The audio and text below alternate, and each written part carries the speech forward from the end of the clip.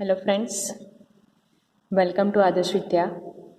Friends, આપણે same 4 cost એકાઉન્ટમાં એક ન્યૂ ચેપ્ટર જે છે તમારું સ્ટાર્ટ કરેલ છે, જોબ પડતર પદ્ધતિ અને બેચ પડતર પદ્ધતિ.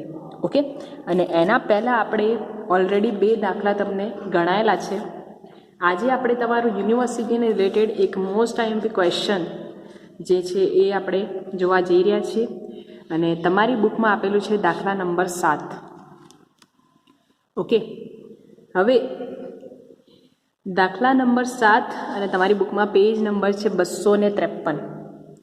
ઓકે, તો દાખલા નંબર 7માં તમને કહ્યું છે સંજય એન્ડ કંપનીના બજેટમાંથી નીચેની માહિતી લેવામાં આવે છે. તમને આપેલી છે માહિતી, એમાં કહેલું છે કે પ્રત્યક્ષ માલ સામાન 2,25,000, પ્રત્યક્ષ મજૂરી, એમાં યંત્ર વિભાગ અને જોડાણ વિભાગ 2 આપેલા છે. યંત્ર વિભાગના કુલ તમને 12,000 કલાક અને 75,000 રૂપિયા, જોડાણ વિભાગના 10,000 કલાક અને 60,000 રૂપિયા. કારખાનાના સિરોપરી ખર્ચા તમને યંત્ર વિભાગના 95,500 અને જોડાણ વિભાગના 44,500 આપેલા છે. વહીવટી સિરોપરી ખર્ચા, વેચાણ અને વિતરણ સિરોપરી ખર્ચા કંપની સમાવેશી પડતર પદ્ધતિનો ઉપયોગ કરે છે. અને તમને કહેલું છે પ્રાપ્ય આંકડાને આધારે સિરોપરી ખર્ચની વસૂલાતનું પત્રક તૈયાર કરવાનું છે. તેમજ નીચે આપેલ વિગત પરથી જોબ અંગે પડતરનો અંદાજ નક્કી કરવાનો છે. ઓકે, અને તમને કીધેલું છે માલ સામાન જે છે એ અને બી માટે 50 કિલો, એ માટે 50 કિલો અને કિલો દીઠ 20 રૂપિયા, બી માટે 30 કિલો અને કિલો દીઠ 30 રૂપિયા. મજૂરી તમને આપેલી છે યંત્ર વિભાગમાં 32 કલાક અને જોડાણ વિભાગમાં 48 કલાક. આ રીતે તમને આપેલું છે. ઓકે, હવે જુઓ, તમને ખબર છે જેમ આપણે ગયા દાખલામાં જેમ વાત કરી એમ કે આપણે જોબ પડતર પદ્ધતિ અને બેચ પડતર પદ્ધતિમાં ફક્ત જોબના જ ખર્ચા લખીએ છીએ. તમને જ્યારે પણ કુલ ખર્ચ આપેલા હશે તો આપણે કુલ ખર્ચ લખવાના નથી. બરાબર, તમારે ફક્ત ને ફક્ત આ જોબ માટેના જ ખર્ચા લખવાના છે. તો આ જે કુલ ખર્ચ આપેલા છે એ તમારા કોઈ જ કામના નથી. પણ હા, તમે આના પરથી જોબ માટેના ખર્ચા શોધી શકો છો. બરાબર, હવે જુઓ, આ જોબ માટેનું તમને કીધેલું છે કે નીચે આપેલ વિગત પરથી જોબ અંગે પડતરનો અંદાજ નક્કી કરવામાં આવે છે. એટલે કે જોબ માટેના ખર્ચ તમને 2 જ આપેલા છે, માલ સામાન અને મજૂરી. બાકીના ખર્ચા તમારે શોધવા પડશે. ઓકે, તો બાકીના ખર્ચા કઈ રીતે શોધાય છે એ પણ આપણે સમજાવી દઈએ છીએ. તમને માલ સામાન જોબ માટે 50 કિલો ને 20 રૂપિયાના ભાવે, 30 કિલો 30 રૂપિયાના ભાવે, અને મજૂરી તમને આપેલી છે. જો યાદ રાખો, તમને આ જોબ માટેના કલાક છે 32 કલાક ને 48 કલાક. આ જે ઉપર 12,000 અને 10,000 કલાક છે એ તો તમને કુલ ખર્ચ માટેના કુલ કલાક આપેલા છે. પણ તમારે ફક્ત આ જોબ માટેના કલાક યાદ રાખવાના છે, 32 કલાક અને 48 કલાક. એટલે આપણે જે કલાકના ખર્ચ લખીશું, બરાબર, એ 32 કલાક અને 48 કલાક પ્રમાણે જ લખીશું. ઓકે, ચલો હવે આપણે સ્ટાર્ટ કરીએ છીએ. દાખલામાં સૌથી પહેલાં બનાવી દઈએ આપણે જોબ માટેનું પડતરનું પત્રક. ઓકે, ચલો લેટ્સ સ્ટાર્ટ. તો સૌથી પહેલાં તો જો તમને શીખવાડ્યું હતું કે દાખલા નંબર 7 કે જોબનું જ્યારે તમે પડતરનું પત્રક બનાવો છો ત્યારે ફક્ત 2 જ કોલમ બનશે, વિગત અને રકમ માટે. બરાબર, તો એ આપણે બનાવી દઈએ છીએ વિગત અને રકમ માટે. ચલો, અહીંયા લખાશે જોબનું પડતરનું પત્રક. ઓકે, અને એની તમને વિગત અને રકમ 2 કોલમ બનશે. બરાબર, ચલો હવે જેમ પડતરના પત્રકમાં તમે કરો છો, સૌથી પહેલાં તમારે લખાશે માલ સામાન. બરાબર, તો તમને માલ સામાન કેટલા આપેલા છે? ફક્ત જોબ માટેના માલ સામાનની આપણે વાત કરીએ તો તમને અહીંયા જો નીચે તમને કીધેલું છે જોબ માટે કે માલ સામાન જે છે, જો આ જોબમાં છે ને તમારા 2 વિભાગ છે, યંત્ર વિભાગ અને જોડાણ વિભાગ. પણ આમાં તમને માલ સામાન વપરાયો છે એ અને બી. કઈ રીતે વપરાયો છે? 50 કિલો અને કિલો દીઠ 20 રૂપિયા. બીમાં 30 કિલો અને કિલો દીઠ 30 રૂપિયા. ઓકે, તો માલ સામાન જે રીતે વપરાયો છે એ રીતે આપણે લખી દઈએ. 50 કિલો, કિલો દીઠ 20 રૂપિયાનો ભાવ છે, તો અહીંયા આ રીતે લખાશે 50 કિલો. સૌથી પહેલાં તો અહીંયા આપણે લખી દઈએ છીએ માલ સામાન, બરાબર. અને માલ સામાનના હેડિંગ નીચે આપણે લખીએ છીએ કે એનો જે માલ સામાન જે વપરાયો છે 50 કિલો અને કિલો દીઠ તમને ભાવ આપેલો છે 20 રૂપિયા. ઓકે, તો કેટલા થશે? 5 દુ 10 એટલે 1000 રૂપિયા. ચલો બીમાં તમને કીધેલું છે 30 કિલો અને કિલો દીઠ 30 રૂપિયા, તો અહીંયા આવશે 900. ટોટલ કિંમત આની થશે 1900 રૂપિયા, બરાબર. માલ સામાન તમારે વપરાય છે 1900 રૂપિયાનો. ચલો હવે વાત કરીએ આપણે મજૂરીની. તો મજૂરીમાં તમને 2 વિભાગ માટે આપેલી છે મજૂરી, યંત્ર વિભાગ અને જોડાણ વિભાગ, બરાબર. યાદ રાખો, આ જોબ માટેના તમારે કલાક છે 32 કલાક અને 48 કલાક. આ 2 કલાક તમને આપેલા છે, બરાબર. જો તમને અહીંયા મજૂરી માટે કીધેલું છે કે યંત્ર વિભાગના 32 કલાક છે, બરાબર, અને જોડાણ વિભાગના 48 કલાક. હવે મજૂરીનો દર તો તમને આપેલો જ નથી, તો તમે મજૂરી કઈ રીતે લખશો? બરાબર, તમને ફક્ત મજૂરીના કલાક જ આપેલા છે. ઓકે, તો હવે આની ગણતરી કઈ રીતે કરવી? તમારે મજૂરીનો કલાક દીઠ દર શોધવો પડે, બરાબર. અને કલાક દીઠ દરનું સૂત્ર આપણે લખાયું છે તમને.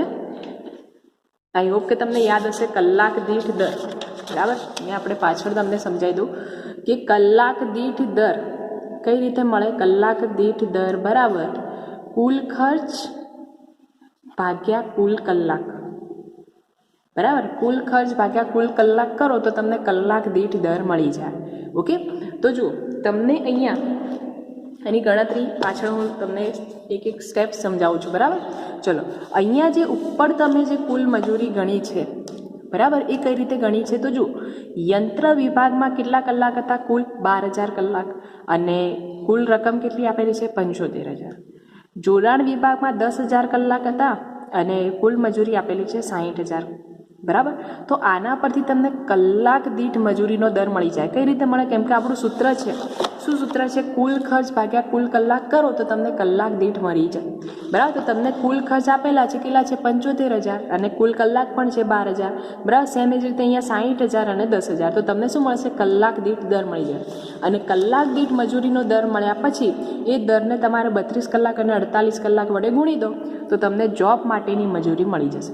ઓકે, સેમ પ્રોસેસ દરેકમાં થાય છે. આ પ્રોસેસ તમે ગયા દાખલામાં પણ જોઈ ગયા હતા. ઓકે, તો સૂત્ર તમે ખાસ યાદ રાખો છો, કુલ ખર્ચ ભાગ્યા કુલ કલાક કરવાથી તમને કલાક દીઠ મળે.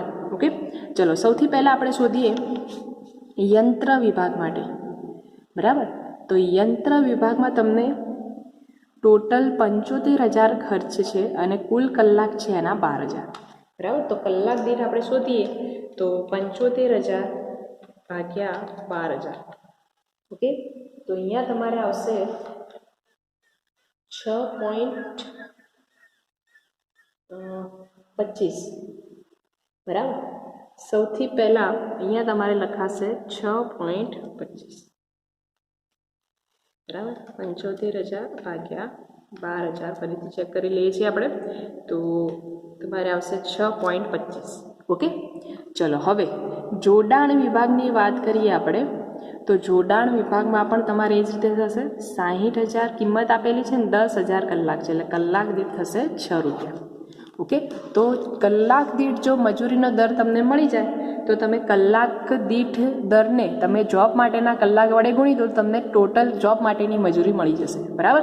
તો જુઓ આને કઈ રીતે કરવાનું છે.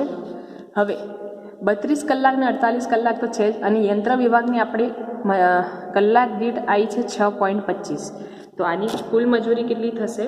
તો 32 ગુણ્યા 6.25, એટલે આની કુલ મજૂરી થશે અહીંયા 200.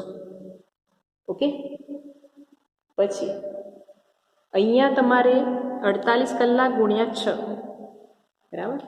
48 કલાક ગુણ્યા 6, અહીંયા થશે 288. ટોટલ મજૂરી જો આપણે કરવા જઈએ તો કેટલી થશે? 488 રૂપિયા તમારી કુલ મજૂરી થાય. બરાબર. ચલો હવે તમે જેમ પડતરના પત્રકમાં કરો છો સેમ એ જ રીતે માલ સામાન અને મજૂરીની ટોટલ કરો તો તમને અહીંયા મળશે પ્રાથમિક પડતર. ક્લિયર? પ્રાથમિક પડતર કેટલી આવશે? 2388. બરાબર. ચલો હવે પ્રાથમિક પડતર પછી આપણે એક ખર્ચા લખીએ છીએ, અહીંયા ઉમેરો કરીએ છીએ કારખાનાના ખર્ચા, કેમ કે આમાં બધા જ તમને ખર્ચા આપેલા છે. કારખાનાના ખર્ચા કઈ રીતે લખાય? ચલો સેમ પ્રોસેસ થશે. જો તમને અહીંયા કારખાનાના ખર્ચા આપેલા છે યંત્ર વિભાગના 95500 અને જોડાણ વિભાગના 44500, પણ આ તો કુલ કલાક ઉપર ખર્ચ ગણેલા હશે. બરાબર. પણ અહીંયા તમારે ફક્ત 32 કલાક અને 48 કલાક માટે જો લખવાના હોય તો તમારે શું કરવું પડે? કારખાના ખર્ચ પણ તમારે કલાક દીઠ શોધવો પડે અને એ કલાક દીઠ મળ્યા પછી બરાબર આ જોબ માટેના કલાક વડે ગુણી દઈએ તો આપણને કારખાના સિરોપરી ખર્ચા જોબ માટેના મળી જાય. ક્લિયર? તો જેમ તમે પ્રત્યક્ષ મજૂરીમાં જે પ્રોસેસ કરી છે સેમ ટુ સેમ પ્રોસેસ આમાં થશે. કઈ રીતે થશે? જો યંત્ર વિભાગની મજૂરી કારખાના ખર્ચા તમને આપેલા છે 95500 અને એના કુલ કલાક છે 12000. તો 95500 ભાગ્યા 12000 કરો તો તમને કલાક દીઠ મળી જશે. સેમ રીતે 44500 ભાગ્યા 10000 કરો તો તમને કલાક દીઠ કારખાના ખર્ચ જોડાણ વિભાગ માટે પણ મળી જાય. બરાબર. તો આની ગણતરી અહીંયા પાછળ તમને સમજાવી દઉં છું. બરાબર. અહીંયા કુલ ખર્ચ ભાગ્યા કુલ કલાક જે તમે સૂત્ર લખ્યું છે ને એ જ પ્રમાણે તમને મળશે. બરાબર. તો અહીંયા કલાક દીઠ કારખાના ખર્ચ સૂત્ર એ જ આવશે. યંત્ર વિભાગ, તો યંત્ર વિભાગમાં તમારી કુલ મજૂરી છે 95500. બરાબર. કુલ મજૂરી 95500 અને એના કલાક છે 12000. ચલો કલાક દીઠ આપણે શોધીએ તો કેટલા આવશે? તો 95500 ભાગ્યા 12000 તો આવશે તમારે 7.96. ઓકે. ચલો સેમ એ જ રીતે જોડાણ વિભાગ માટે આપણે શોધીએ તો જોડાણ વિભાગમાં તમને આપેલી છે 44500 ભાગ્યા 10000. ઓકે. તો આની કિંમત આવશે 4.45.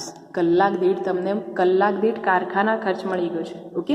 તો કલાક દીઠ કારખાના ખર્ચ મળી જાય પછી કામ ઇઝી છે.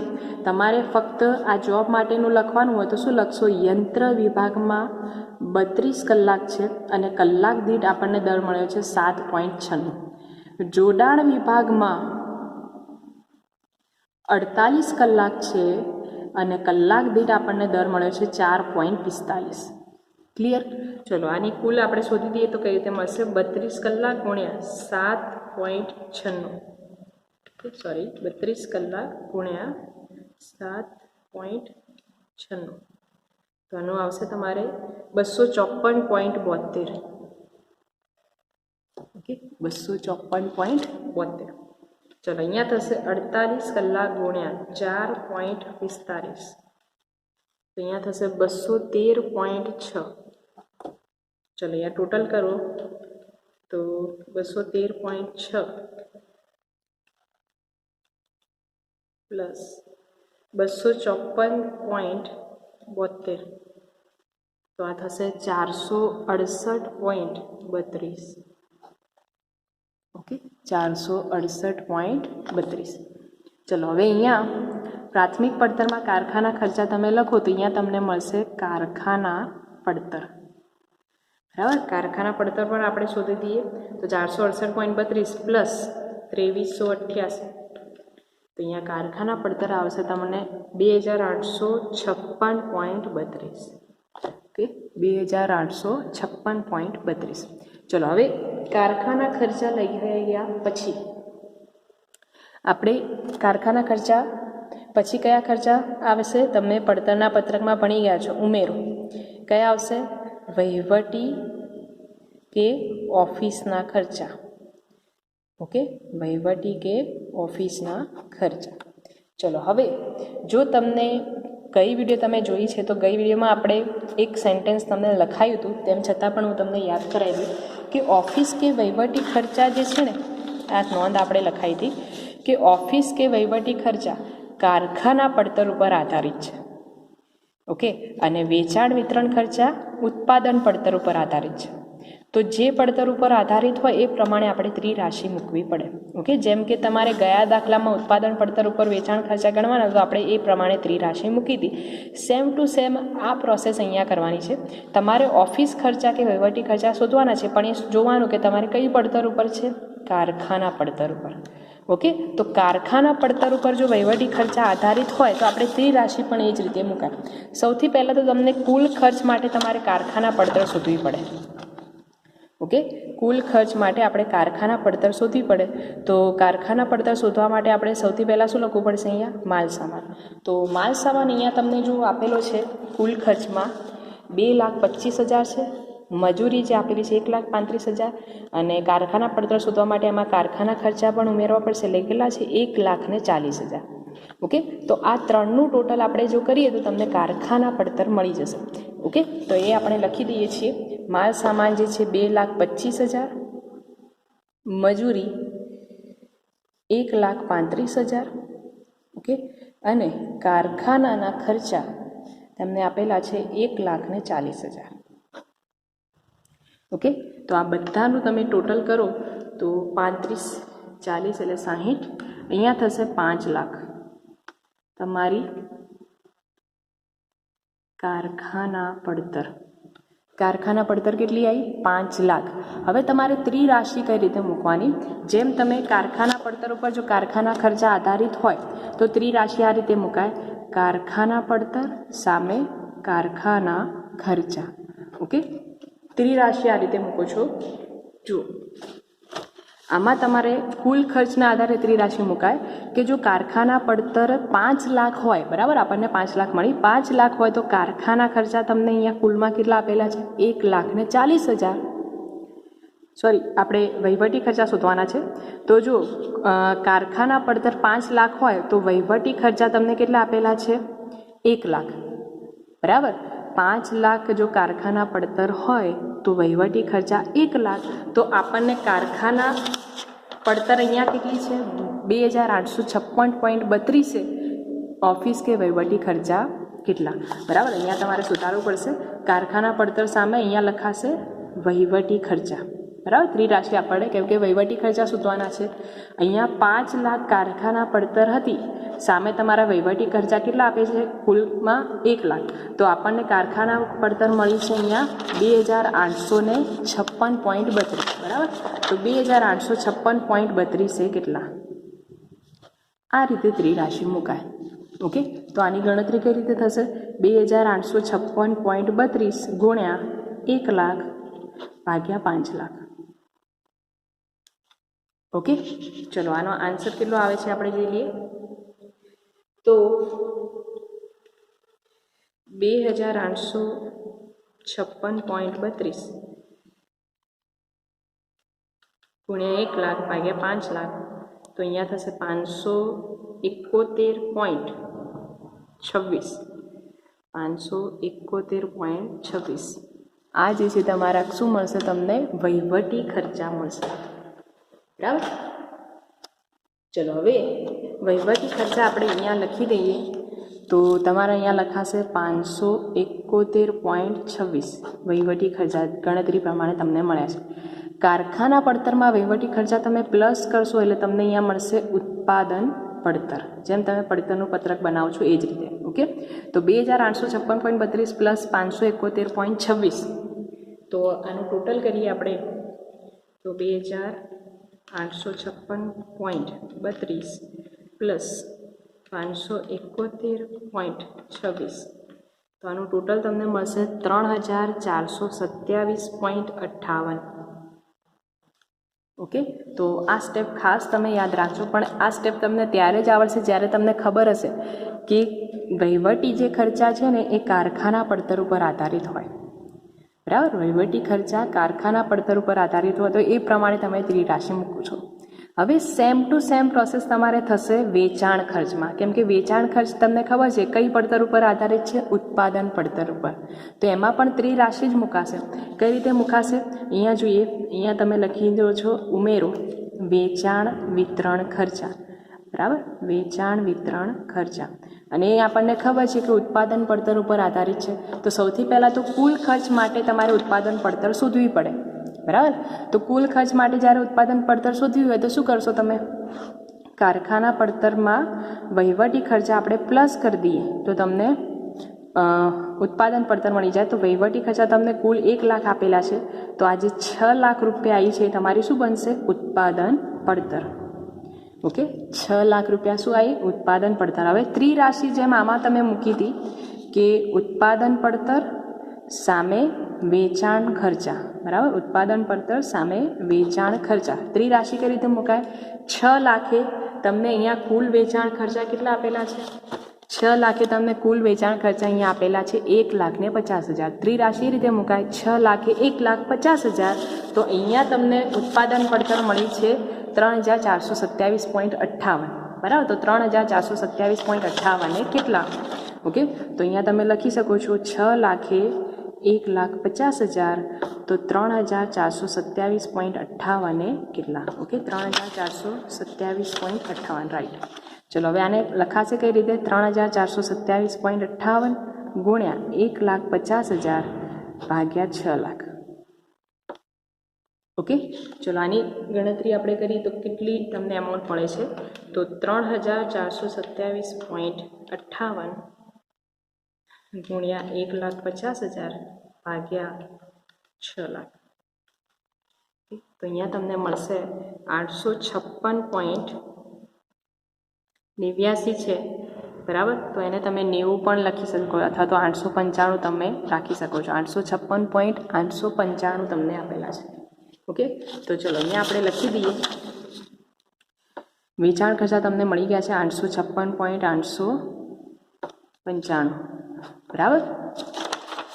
Okay, 856.895, right. ચલો હવે અહીંયા ઉત્પાદન પડતરમાં જ્યારે તમે વેચાણ ખર્ચા પ્લસ કરશો એટલે તમને અહીંયા મળશે કુલ પડતર. તો કુલ પડતર આપણને કેટલી મળી છે? તો 3,427.58 પ્લસ 0.58, તો અહીંયા થશે 4,284.475. 4,284.475.